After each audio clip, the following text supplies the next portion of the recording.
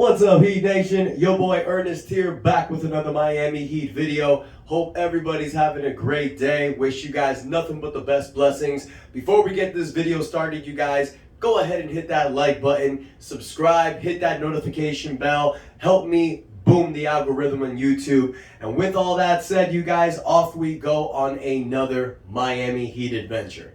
Now, you guys, I'm not going to post videos about rumors that make no sense or that have no traction. Things have been really quiet with the Miami Heat. We know what our focus is on right now. Yeah, there's been rumors about a potential deal for Gordon Hayward, Miami having a little interest in Colin Sexton, Carmelo Anthony, LaMarcus Aldridge. None of that means anything. The Miami Heat are not going to make a move until one thing is settled. We got 13 guys on the roster. Udonis Haslem will eventually claim the 14th spot. We are leaving the 15th spot open so we do not go over the hard cap. That's why we only have 13 guys right now.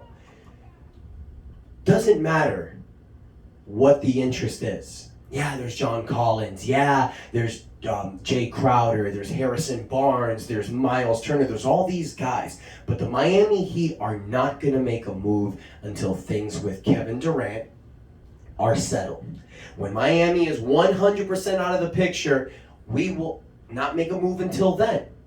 We're going to wait. And waiting is a good idea. Everything's been quiet with the whole Kevin Durant scene. Yeah, you saw him on a Twitter video with James Harden recently at a Travis Scott concert, but there was a recent rumor by Shams Charania, one of the biggest insiders in the NBA. He's basically the new Adrian Wojnarowski. He put in a claim that Kevin Durant was going to meet with Brooklyn's owner, Joe Tsai.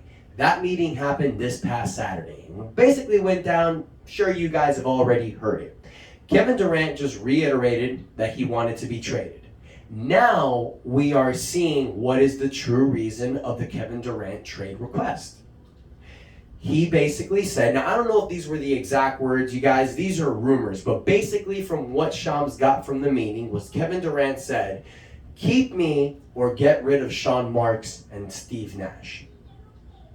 Steve Nash, the coach that he wanted in Brooklyn. That tells you right there that that shit imploded. That it just does not work. Kevin Durant knows it's not going to work in Brooklyn. He basically told Brooklyn, I don't like where this team is headed. I want out unless you get a new GM or coach. We know that's not going to fix this problem.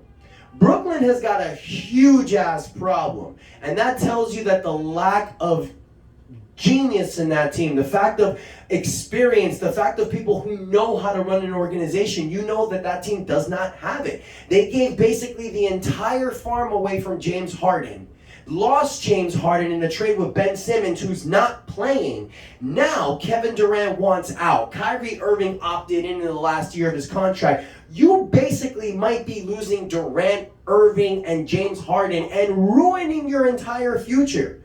Houston has 3 future first-round picks from Brooklyn and 4 future pick swaps. For those of you who don't know what pick swaps mean, at the end of the season, if you hold a pick swap for the team, so Brooklyn at the end of the season, they're going to look at the records and they're going to say, do we want our draft pick or Brooklyn's? If Brooklyn has a worse record, they can take Brooklyn's pick that year. That's what a pick swap is. So Brooklyn basically ruined their entire decade, because they gave most of their picks to Houston.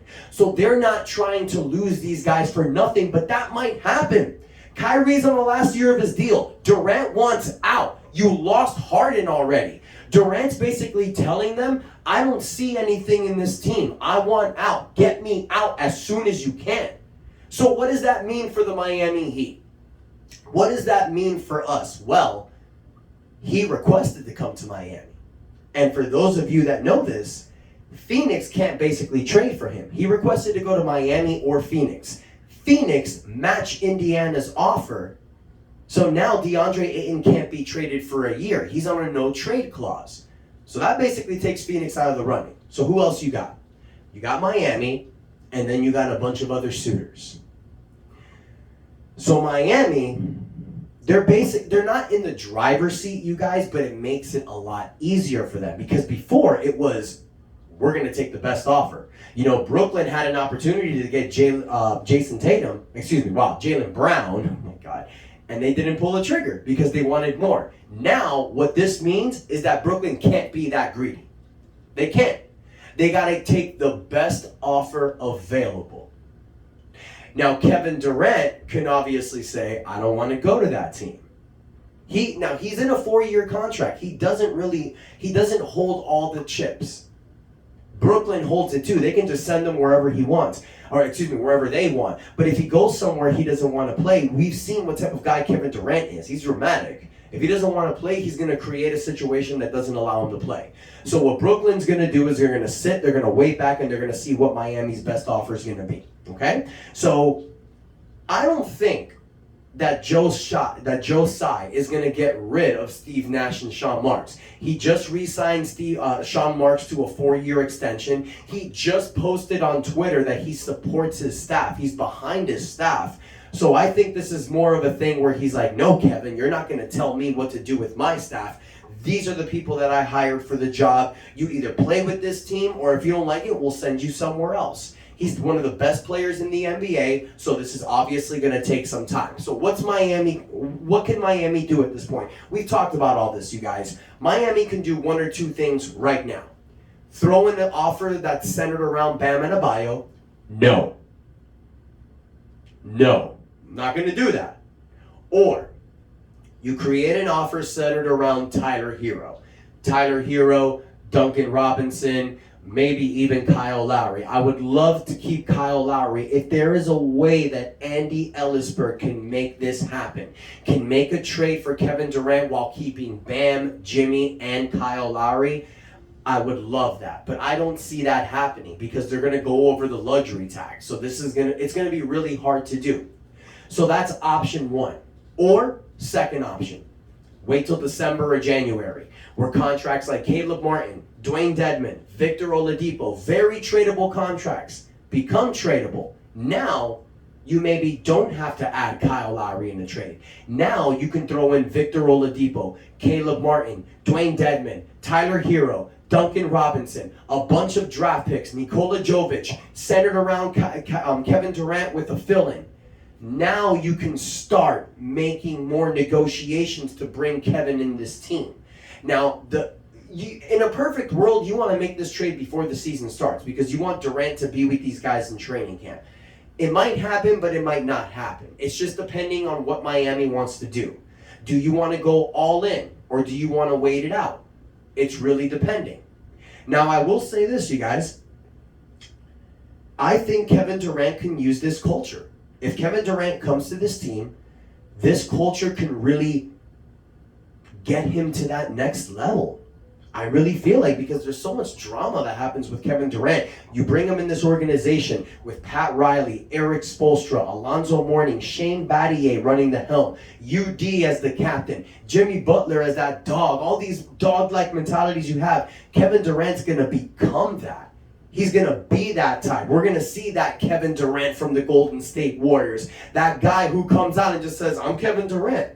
He's going to have that confidence again. I think he kind of lost it in Brooklyn. Bringing him to this team, he's going to gain that confidence back. Jimmy, Bam together, oh my God, I'm done. But that's a perfect world, you guys. That's in a perfect world.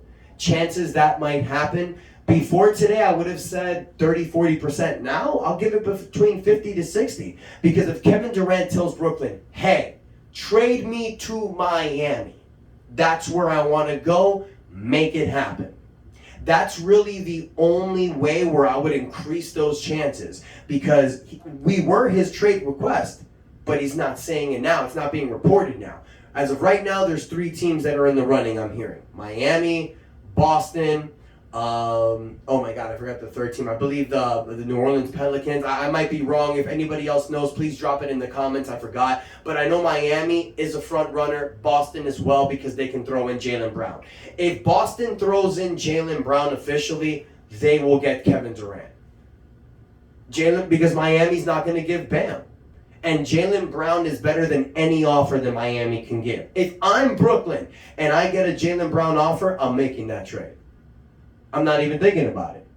But now, because this has happened with KD, Does Boston still throw in Jaylen Brown? Boston fans, let me know.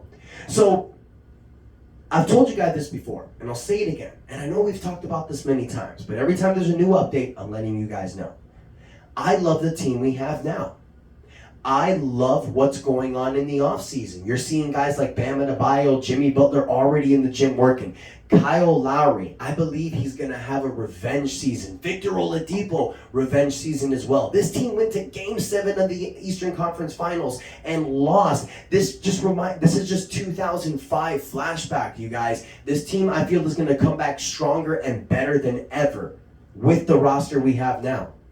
But I've said this before.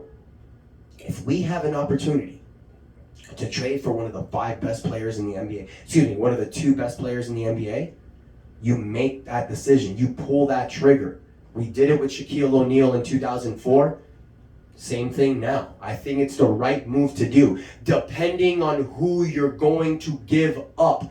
There was no way Miami was going to give up Dwayne Wade in 2004 to the Lakers. There's no way you give up Bam Adebayo for Kevin Durant in 2022. If that's what Brooklyn wants, no thank you.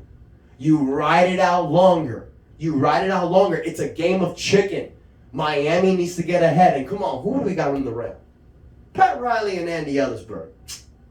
Please. Brooklyn ain't got nobody that's going to sweat those guys. I have full confidence in the Miami Heat. The only way Miami Heat won't get Kevin Durant is if a better offer is given, like Boston can do. So, I am so sorry for us to go over this again and again and again. But it's the NBA offseason. There's not a lot to talk about. And we know that nothing happens until this Kevin Durant thing gets solved.